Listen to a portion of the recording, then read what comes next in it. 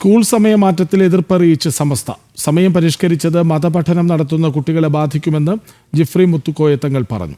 തീരുമാനത്തിൽ മാറ്റം വേണമെന്നും മുഖ്യമന്ത്രിയുടെ സാന്നിധ്യത്തിൽ സമസ്ത അധ്യക്ഷൻ ആവശ്യപ്പെട്ടു. അതേസമയം സമസ്തയെ പുകഴ്ത്തി മുഖ്യമന്ത്രി പിണറായി വിജയൻ രംഗത്തെത്തി. സമസ്തയിൽ ജനാധിപത്യത്തിന് ഇടമുണ്ടെന്ന് മുഖ്യമന്ത്രി പറഞ്ഞു.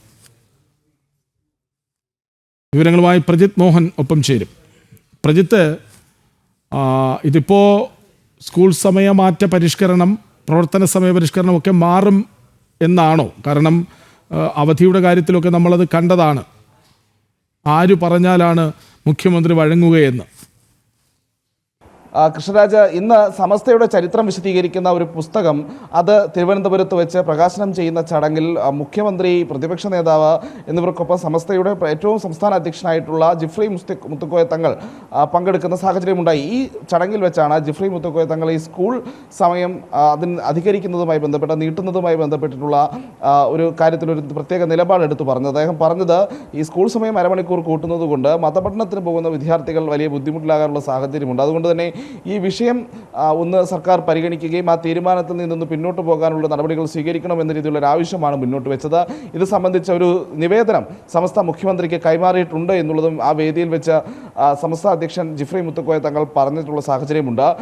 ഒപ്പം മുഖ്യമന്ത്രിയാകട്ടെ ഈ സമ്മേളനത്തിലാകെ, ഈ നടന്ന പരിപാടിയിലാകെ സമസ്തയെ പുകഴ്ത്തിക്കൊണ്ടുള്ള ഒരു രീതിയിലുള്ള പരാമർശങ്ങളാണ് നടത്തിക്കൊണ്ടിരുന്നത്. നമുക്കറിയാം, സമസ്ത എന്ന് പറയുന്നത് ഒരു സുന്നി യാഥാസ്ഥിതിക സംഘടനയാണ്.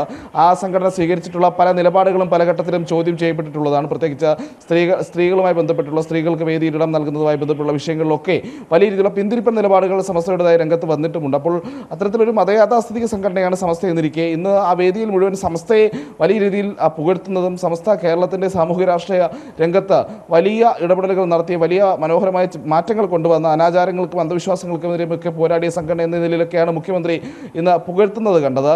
അങ്ങനെ ഒരു പുകഴ്ത്തൽ കൂടി നടത്തുമ്പോൾ ഈ വിദ്യാഭ്യാസപരമായിട്ടുള്ള കാര്യങ്ങളിൽ, പ്രത്യേകിച്ച് നേരത്തെയും സമാനമായിട്ടുള്ള വിഷയങ്ങളിൽ മുസ്ലിം മതസംഘടനകൾക്ക് കീഴടങ്ങിക്കൊണ്ട് അവധികളടക്കം നൽകുന്ന വിഷയങ്ങളൊക്കെ നമ്മൾ കണ്ടതാണ്. അപ്പോൾ അത്തരത്തിലുള്ള അവധികളിൽ പോലും തീരുമാനമെടുക്കുന്ന, സ്കൂൾ സമയത്തിൻ്റെ അവധികളിൽ പോലും തീരുമാനമെടുക്കുന്ന രീതിയിലേക്ക് സമസ്തയുടെ അല്ലെങ്കിൽ അതുപോലെയുള്ള മുസ്ലിം സംഘടനകളുടെയൊക്കെ ഇടപെടലുകൾ മാറുന്ന ഒരു സാഹചര്യത്തിൽ ഈ സ്കൂൾ സമയം അരമണിക്കൂറായി നീട്ടിയ തീരുമാനത്തിൽ നിന്ന് സർക്കാർ പിന്നോട്ട് പോകുമോ എന്നുള്ളൊരു ചോദ്യം കൂടി ഘട്ടത്തിൽ ഉയരുന്നുണ്ട്. പ്രത്യേകിച്ച് സമസ്ത പോലൊരു സംഘടന നിലമ്പൂർ ഉപതെരഞ്ഞെടുപ്പ് നടക്കുന്ന പശ്ചാത്തലത്തിൽ നിലമ്പൂർ ഉപതെരഞ്ഞെടുപ്പിൽ ഈ മുസ്ലിം വിഭാഗത്തിൻ്റെ വോട്ടുകൾ പെട്ടിയിലാക്കാൻ വേണ്ടി രണ്ട് മുന്നണികളും വളരെ വലിയ രീതിയിലുള്ള പ്രചാരണമൊക്കെ അടിച്ചുവിടുന്നുണ്ട്. അതിനു വേണ്ടിയിട്ടുള്ള വലിയ രീതിയിലുള്ള പ്രചരണ നയങ്ങളുമൊക്കെ സ്വീകരിക്കുന്നുണ്ട്. അപ്പോൾ അത്തരമൊരു സാഹചര്യത്തിൻ്റെ പശ്ചാത്തലത്തിൽ സമസ്തയുടെ സംസ്ഥാന അധ്യക്ഷൻ തന്നെ ഈ തീരുമാനത്തിൽ നിന്ന് സർക്കാർ പിന്നോട്ട് പോകണമെന്ന തരത്തിലൊരു ആവശ്യം ഉന്നയിച്ചിരിക്കുന്ന സാഹചര്യത്തിൽ അത്തരമൊരു നടപടിയിലേക്ക് സർക്കാർ പോകുമോ എന്നുള്ളതാണ് ഈ ഘട്ടത്തിൽ വരുന്ന പ്രധാന ചോദ്യം.